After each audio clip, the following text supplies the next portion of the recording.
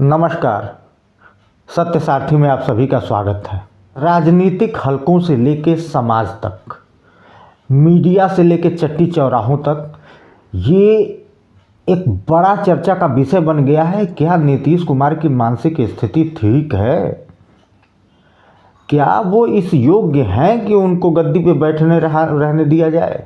क्या वो मुख्यमंत्री पद जैसे एक बड़े दायित्व को संभालने के लिए सक्षम हैं?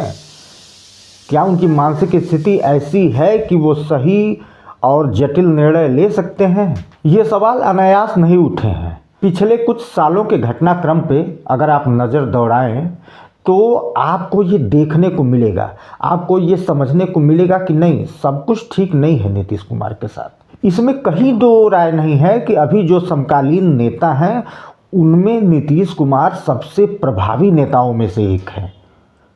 उनकी फैन फॉलोइंग, उनकी जनता में पकड़, उनकी विश्वसनीयता सराहनीय है। इसमें किसी को रत्ती भर भी संशय नहीं है। ये भी कहा जाता है कि उनका सार्वजनिक जीवन जो है वो बेदाग है।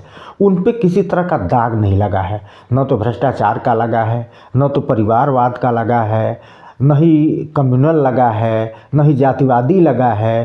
तो वो इन सारे समीकरणों में तो बिल्कुल फिट बैठते हैं, सही बैठते हैं। अमिताभ बच्चन का एक डायलॉग है कि मैं जहाँ खड़ा होता हूँ लाइन वहीं से शुरू हो जाती है। तो बिहार में नीतीश कुमार की यही स्थिति है। वो जहाँ खड़े होते हैं लाइन वहीं से शुरू हो जाती है। वो जिसके साथ जाते हैं सरकार उसी की बनती है। वो जब भाजपा के साथ रहे तब तक भाजपा के साथ उनकी सरकार बनी। वो लालू के साथ चले गए तो लालू की पार्टी की सरकार बनी। वो फिर भाजपा में आ गए, फिर भाजपा की सरकार बन गई। तो वो निर्णायक भूमिका में है और लोग दाद देते हैं। ये भारत की राजनीति का एकमात्र ऐसा उदाहरण है कि वो लेफ्ट राइट दोनों में संयोजन बना के रखते हैं।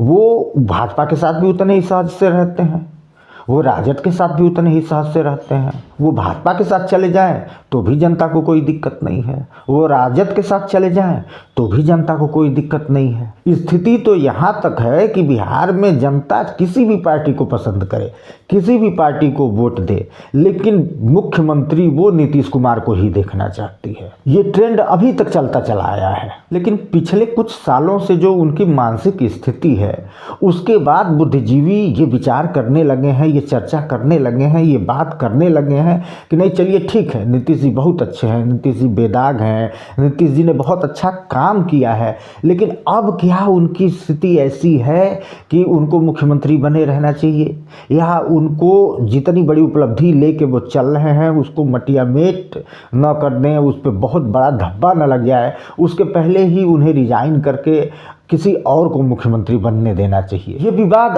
और जोर तब पकड़ लिया जब विधानसभा में उन्होंने राबड़ी देवी को लड़की कह दिया। बताइए, सोचिए कि उनकी मानसिक स्थिति कैसी है कि जिनके साथ उनका इतना लंबा राजनीतिक सफर रहा है, लालू यादव के साथ जेपी आंदोलन के बाद से ही वो शुरू से उनके साथ रहे हैं।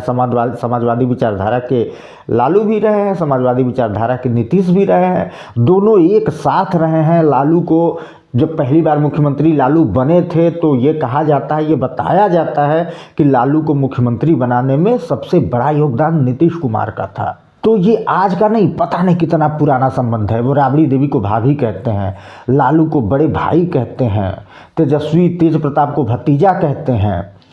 तो उनको इतना समझ में नहीं आ रहा है कि अपनी भाभी को क्या बोलना है। वो चलिए भाभी हटा भी दीजिए, वो ख़त्म हो जाए, राजनीतिक प्रतिबद्धता के ही हिसाब से बोल रहे थे, विधान परिषद में बोल रहे थे तो वो नेता के तौर पे बोल रहे थे। तब भी एक उम्रदराज महिला को, जो उनसे उम्र में बड़ी हैं, उनको वो लड़की कह रहे हैं। तो उनका जो पूरा बयान है वो मैं आपको कोट अनकोट बताता हूँ।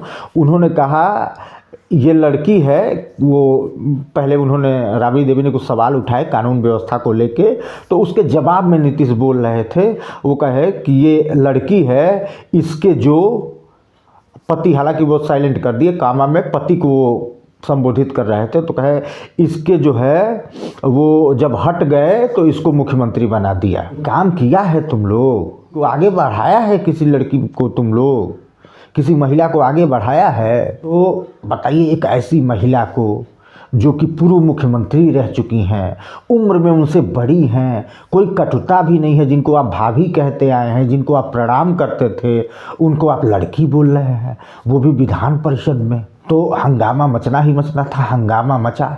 और तेजस्वी ने तो यहाँ तक आरोप लगाया कि इनको डिमेंशिया और अल्जाइमर हो गया है। ये मानसिक बीमारियां होती हैं, बड़ी खतरनाक बीमारियां होती हैं, जिनमें उम्र के साथ साथ धीरे धीरे आदमी सब कुछ भूलता चला जाता है, उसकी स्मृति खराब हो जाती है।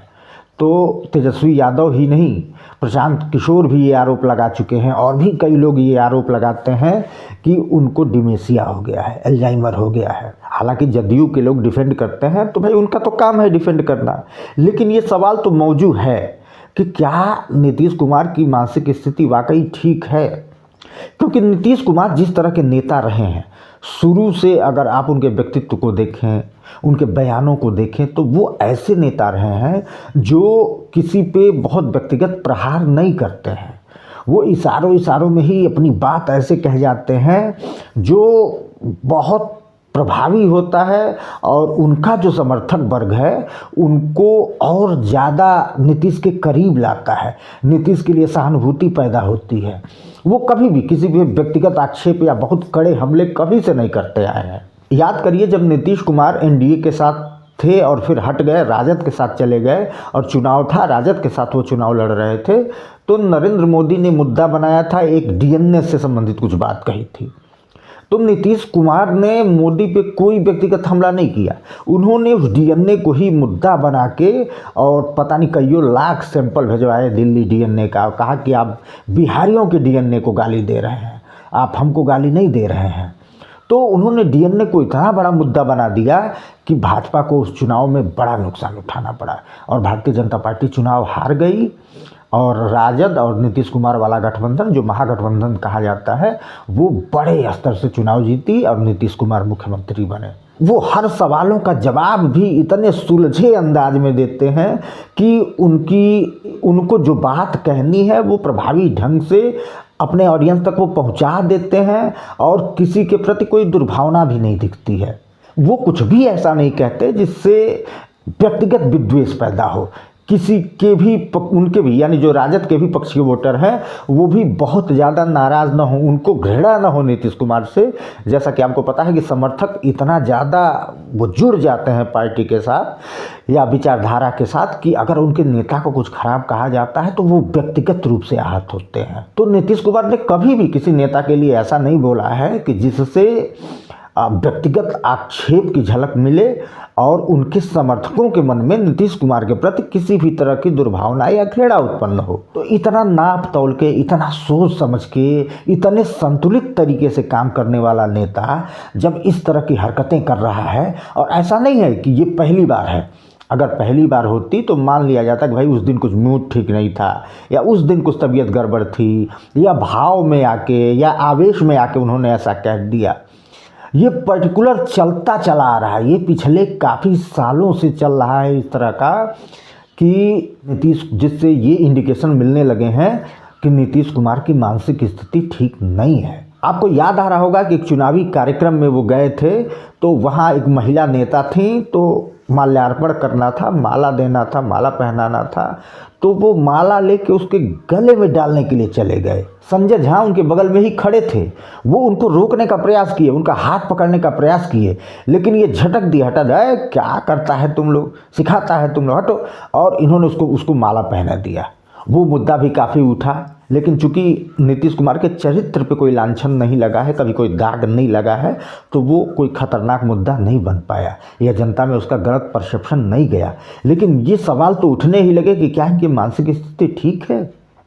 संजय झा समझा रहे थे कि भैया हाथ में माला देना है, महिला है, लेकिन इन्होंने ज़बरदस्ती उसको माला पहनाया। ऐसे ही एक मुस्लिम महिला को नियुक्ति पत्र देना था, तो वो उसका बुर्का, चेहरे का जो नकाब कहें या बुर्का कहें, जो भी कहा जाता हो, उसको वो हटाने लगे। वहाँ भी उसको रोका गया, वहाँ भी उनको रोका गया, लेकिन वो नहीं माने, वो खींच दिए, ऐसे झटके से हटा दिए। वो भी एक बहुत बड़ा मुद्दा बना। बहुत ज़्यादा उसका बवाला हुआ। मीडिया में भी एक बड़ा वर्ग और प्लस उनके विरोधी इस बात को लेके उनकी निंदा किए। जो भी उनके पक्ष के लोग हैं या उनके पार्टी के प्रवक्ता हैं, उसको डिफेंड करने में उनको पसीने छूट गए। और ये ऐसा मुद्दा था जो पूरे भारत में एक चर्चा का विषय बन गया था। उसके पहले विधानसभा में ये परिवार नियोजन पे कुछ बोल रहे थे, बोलते बोलते फिर वहाँ भी वो गड़बड़ा गए और वो बोले कि अब तो इतना पढ़ लिख ली है महिला कि पहले था कि सोती थी तो क्या करता था, अब तो कहती है कि बाहर डिस्चार्ज कर दो। तो इस तरह का इतना कंट्रोवर्शियल कि वो महिला नेता जो बैठी हुई थी वहाँ पे वो असहज हो गई। इस तरह की बात उन्होंने कह दी। बाद में हालांकि उन्होंने उस पर माफ़ी भी मांगी। उस समय भाजपा विरोध में थी, इनके साथ नहीं थी, तो भाजपा ने इसे बहुत बड़ा मुद्दा बनाया था। और उन्होंने यहाँ तक कह दिया था कि नीतीश कुमार को शर्म आनी चाहिए, शर्मसार होना चाहिए। शर्म हया बिल्कुल नहीं रह गया है नीतीश कुमार के अंदर। बताइए विधानसभा में किस तरह की भाषा का प्रयोग कर रहे हैं वो। तो ये जो घटनाएं हैं एक क्रम से दिख रही हैं कि कहीं ना कहीं उनकी मानसिक स्थिति ठीक नहीं है, कोई ना कोई दिक्कत है उनको। वरना न तो वो भूलने वाले नेता हैं, न ही वो इस तरह के अनाप शनाप बातें कहने वाले नेता हैं। वो हर एक चीज़, हर एक छोटी कड़ी, हर एक छोटी बात, किसका क्या राजनीतिक इम्पैक्ट होगा, कहाँ किस प्यादे को सेट करना है, कब कहाँ बयान देना है, कब कहाँ जाना है, कब कहाँ नहीं जाना है, कब किस मुद्दे पे स्टैंड लेना है। वो राजद के साथ रह के भी राष्ट्रपति चुनाव में भाजपा का साथ दिए। ऐसे कई सारे मुद्दे हैं, भाजपा के साथ रहे हैं तो किसी सेलेक्टेड मुद्दे पे विपक्ष के साथ चले गए हैं। तो उनको हमेशा से ये क्लियरिटी रही है कि हमें क्या करना है। लेकिन अब ये स्थिति है कि लिखा हुआ भी वो सही से पढ़ नहीं पाते, वो सिर्फ 2-3 लाइन ही बोल पाते हैं कि इसके पहले कुछ था, कोई किया था, सब हम ही लोग ने किया है जी, 5 बजे के बाद कोई निकलता था।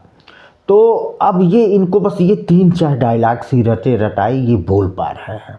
हालांकि एक चर्चा और जोरों शोरों पे उठती है कि ये तबीयत तो काफ़ी समय से कुछ सालों से गड़बड़ चल रही है, फिर ये चुनाव में इतना एक्टिव कैसे हो गए। मोदी जी कौन सा इनको मशरूम खिला दिए या कौन सी जड़ी बूटी खिला दिए कि ये एकदम रॉकेट हो गए थे चुनाव में। बारिश हो रही थी उस समय, आपको याद होगा, तेजस्वी यादव घर में बैठ गए थे, निकल ही नहीं पा रहे थे।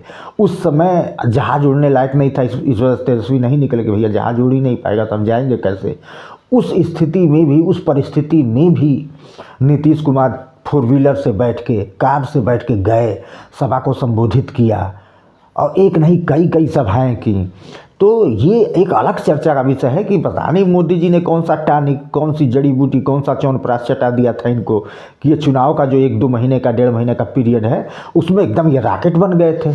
उसमें ये बिल्कुल ठीक थे, जनसभा भी कर रहे थे, मीटिंग भी ले रहे थे, चीज़ें बिल्कुल ठीक चल रही थी। लेकिन जैसे ही चुनाव ख़त्म हुआ है वैसे ही फिर पुरानी स्थिति दिखने लगी है। उनका जो मानसिक स्थिति है वो कहीं न कहीं गड़बड़ दिख रहा है। अब इसके पीछे की सच्चाई जो हो, लेकिन एक राज्य के मुख्यमंत्री के लिए इस तरह की मानसिक स्थिति में होना उस राज्य के लिए अच्छा नहीं है। खास तौर पे एक ऐसे राज्य को जिसको पिछड़ा माना जाता है, जो रफ्तार पकड़ रहा है, जो आगे बढ़ना चाहता है, जो आगे निकलना चाहता है। पूरे भारत में बिहारी को एक गाली के रूप में देखा जाता है। बिहार उस गाली को मिटाने के प्रयास में है, वो आगे बढ़ रहा है, वो अच्छे काम कर रहा है। फिर ऐसी स्थिति में अगर एक ऐसी मानसिक स्थिति वाला व्यक्ति मुख्यमंत्री रहे तो वो बिहार के लिए ही नुकसानदायक होगा। फिर मैं कह रहा हूँ कि इसमें कोई 2 राय नहीं है कि नीतीश कुमार एक बहुत बड़े जनाधार वाले नेता हैं, लेकिन अगर वो किसी बीमारी में है तो या तो उस बीमारी का समुचित इलाज होना चाहिए, अच्छे से इलाज होना चाहिए, और नहीं अगर इस तरह का है कि लाइलाज है, अब नहीं हो सकता है उम्र की वजह से या किसी भी कारण से, तो नीतीश कुमार को खुद स्वेच्छा से ही पद छोड़ के अपने उत्तराधिकारी को आगे बढ़ाना चाहिए। वीडियो को लाइक करिए, शेयर करिए, चैनल को सब्सक्राइब करिए और बने रहिए हमारे साथ। सच्ची खबर, पक्की खबर, खबरों के पीछे की खबर जानने के लिए। धन्यवाद।